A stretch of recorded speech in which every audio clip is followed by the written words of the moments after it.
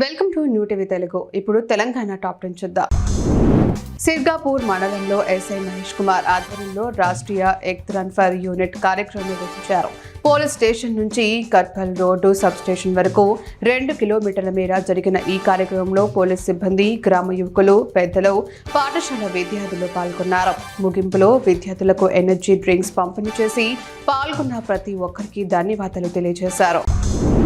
నాగల్గిద్ద మండలంలో పోలీస్ వారి ఆధ్వర్యంలో రాష్ట్రీయ ఏక్తా దివస్ కార్యక్రమాన్ని ఘనంగా నిర్వహించారు.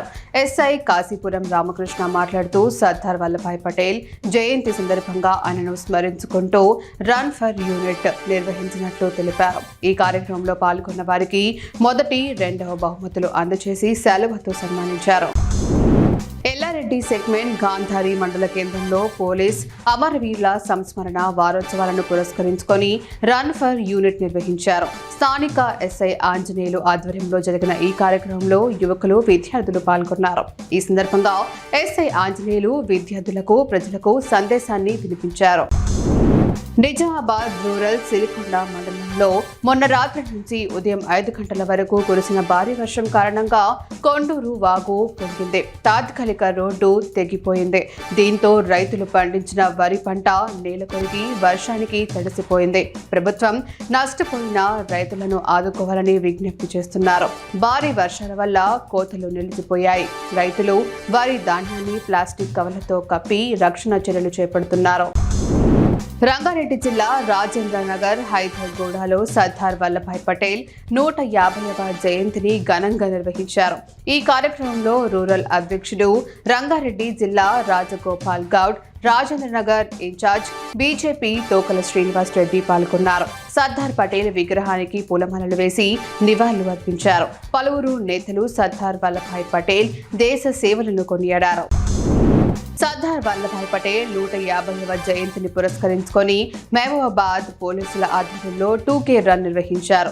ఈ రన్ను జిల్లా కలెక్టర్ అద్వైత్ కుమార్ సింగ్, జిల్లా ఎస్పీ సుధీర్ రామ్నాథ్ కేకన్లు జెండా ఊపి ప్రారంభించారు. ఈ కార్యక్రమంలో డీఎస్పీలు, సిఐలు, ఎస్ఐలు, మండలాల యువతి యువకులు పాల్గొన్నారు. ఈ కార్యక్రమం ద్వారా పోలీసు శాఖ ప్రజలతో మమేకమైంది. మాజీ ప్రధాని స్వర్గీయ ఇందిరాగాంధీ వర్ధంతి సందర్భంగా పర్వతగిరి మండల కేంద్రంలో మండల కాంగ్రెస్ పార్టీ ఆధ్వర్యంలో ఘనంగా నివాళులు అర్పించారు. ఆమె చిత్రపటానికి పూలమాలలు వేసి దేశాభివృద్ధికి ఆమె చేసిన సేవలు, ప్రాణ త్యాగాన్ని స్మరించుకున్నారు. సీనియర్ నాయకులు జాటోద్ శ్రీనివాస్ నాయక్ మాట్లాడుతూ ఇందిరాగాంధీ ప్రజల గుండెల్లో చిరస్థాయిగా ఉంటారని, బడుగు, బలహీన, హరిజన, గిరిజన, మైనార్టీ వర్గాలకు ఎంతో సేవ చేశారని కొనియాడారు. హరిత విప్లవం, బ్యాంకుల జాతీయం, ఇందిరమ్మ పథకాలు వంటి సంస్కరణలతో దేశాన్ని ముందుకు నడిపించిన ఉక్కు మహిళ ఆమె అని అన్నారు. గత కొన్ని రోజులుగా కురుస్తున్న భారీ వర్షాల కారణంగా జాతీయ రహదారికి ఇరువైపులా పేరుకుపోయిన మట్టిని జాతీయ రహదారి సిబ్బంది తొలగించారు.